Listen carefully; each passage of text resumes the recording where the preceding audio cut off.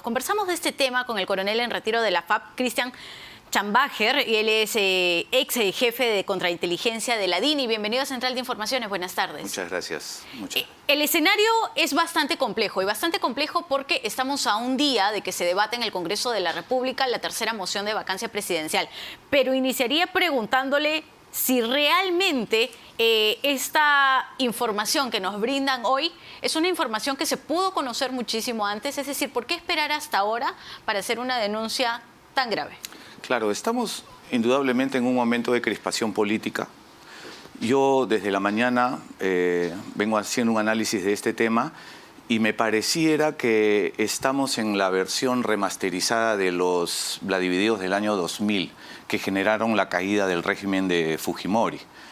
No sé si este será el mismo escenario, pero sí definitivamente me parece que acá hay un tema político que buscaría pues, generar esa eventual salida del presidente el día de mañana luego de que se vote la confianza, ¿no?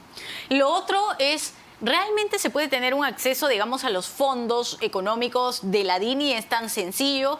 ¿Qué tanto es el rol o el papel que ha tenido durante este tiempo, que no ha sido mucho además, porque él es nombrado Fernández Latorre en septiembre del año pasado, y lo que pudo hacer, digamos, en realmente un trabajo de inteligencia en nuestro país durante este lapso de meses? Sí, mira, permíteme acá precisar lo siguiente.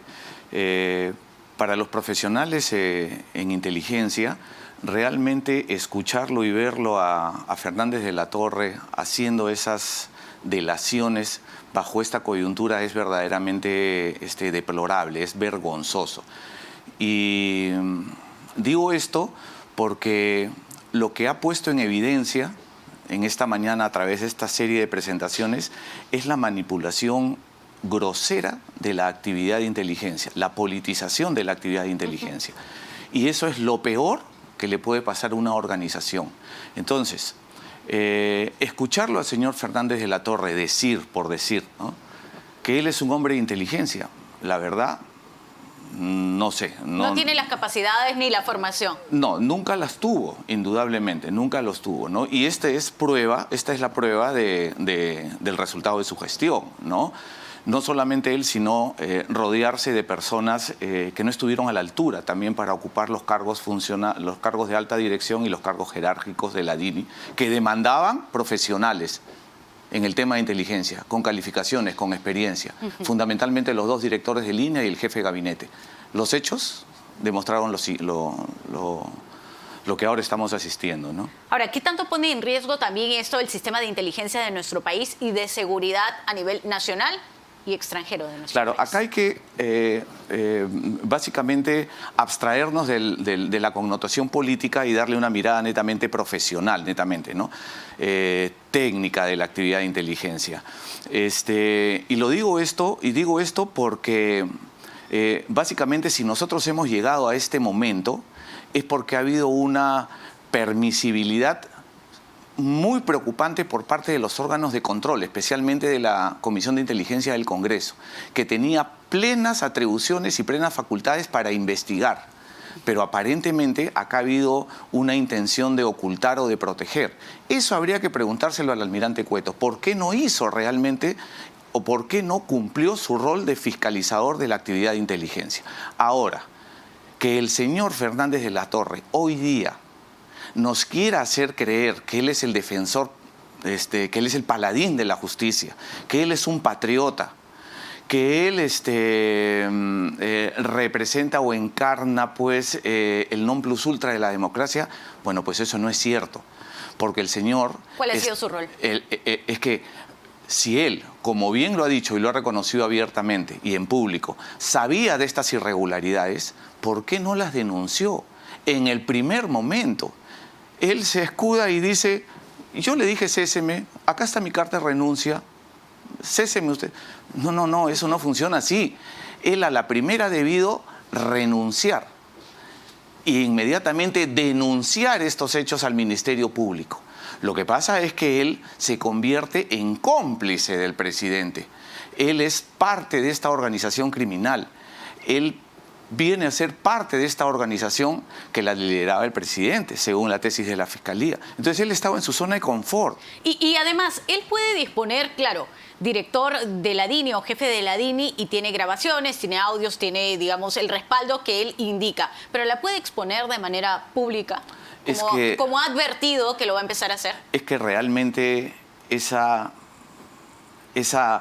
proceder evidencia una conducta delincuencial de alguien que acciona los mecanismos que tiene para comprometer y para evidenciar hechos que en realidad deberían ser denunciados e investigados en otros canales, por otras vías. Pero él, siendo el director nacional o el exdirector de inteligencia, él no puede actuar de esa manera muy poco profesional y, como digo yo, sin temor a equivocarme, es parte del problema, es parte de la organización criminal. Él es cómplice de esto, entonces él no denunció y debió haberlo hecho de manera puntual y determinante desde el primer momento, inmediata. Él además tiene algunas investigaciones, ¿no? Abuso de autoridad, desacato a la obediencia en Chiclayo, en Trujillo, contra la obediencia también, haber consumido bebidas alcohólicas en una reunión social sin tener autocontrol, haber golpeado a un alumno de la Policía Nacional. ¿Cómo se da la selección o cómo se debería dar realmente la selección de una persona que va a estar a la cabeza de la DINI? Indudablemente, la decisión de nombrar al señor Fernández no fue la más acertada, fue un error del presidente. Pero bueno, pues lo hizo. Pero es la persona, digamos, bastante cercana al mandatario, porque él además, más allá de dejar de lado de que puedan ser de Chota y que puedan ser de Cajamarca, él es parte de este equipo técnico que lo acompaña en el traspaso, en el gabinete del sector del interior. Fernández es una persona cercana al mandatario. Es una persona clave porque él estuvo con el presidente Castillo desde el primer día de su designación hasta hace poco. Entonces, él lo que sabe del presidente Castillo, lo que conoce del presidente Castillo es lo que al presidente Castillo le preocupa. Entonces, cuando él dice que rompió el diálogo, que él no hablaba con el presidente Castillo, esa es una verdad a medias. Lo que no dice es de que él lo tenía amenazado al presidente Castillo, porque estas son las pruebas que él le sabía. Claro. Que advierte además, ¿no? Esto ha debido sacarlo desde un principio. No, él amenazó al presidente Castillo y le dijo, a mí no me puede sacar porque yo tengo esto. Y por eso es que hace 6 meses él no tiene diálogo con el presidente Castillo. Entonces, ahí... Él debería rendir un diálogo y una especie de trabajo al presidente y a la persona que esté en la presidencia del Consejo de Ministros, ¿o a ambos? A ambos. ¿Por qué? Porque el rol de la inteligencia es proporcionar información sobre las amenazas a la seguridad nacional al presidente y al presidente del Consejo de Ministros. Pero ¿qué sucede? Que él se ve asediado por 2 amenazas. Una de ellas es la afectación al Estado democrático y la otra es la corrupción. Estas 2 amenazas están perfectamente definidas en el Plan de Inteligencia Nacional, ¿correcto? Pero entonces, ¿cómo es que él tiene que hacer frente y contrarrestar a estas amenazas cuando, pongamos, la afectación al Estado democrático proviene del Ejecutivo, proviene del gobierno, cuando la corrupción proviene del Ejecutivo? Entonces, ¿qué? ¿Quiénes son los actores? Ese es el rol de la inteligencia, identificar a los actores, ¿correcto? Ver cómo van a interactuar estas amenazas, cuáles son los escenarios. Pero se da cuenta que el principal actor que atenta contra la afectación y el Estado democrático es su empleador. El principal actor en el tema de corrupción es el Ejecutivo. ¿Y la Comisión de Inteligencia? ¿Dónde queda? Eso es lo que hay que preguntarle al presidente de la Comisión de Inteligencia. Él no dijo absolutamente nada desde el primer día. Él ha guardado un silencio incomprensible. No entendemos por qué el almirante Cueto tenía una narrativa en la que decía en la Comisión de Inteligencia todo está bien, no pasa nada, no hemos encontrado nada, no hay agente de montaña, no hay pago, no, todo está bien. ¿Y esto se le pasó? ¿A quién protegía el almirante Cueto? ¿Qué acciones tenía que haber hecho? ¿Qué acciones de fiscalización tenía que haber hecho frente a la afectación al Estado democrático y a la corrupción? Lo último, ¿usted ha tenido, digamos, acercamientos a Palacio de Gobierno? ¿La propuesta de reemplazarla tuvo en algún momento a Fernández Latorre? Sí, pero yo fui muy claro. Y esa es la razón por la cual a mí definitivamente no me iban a mirar.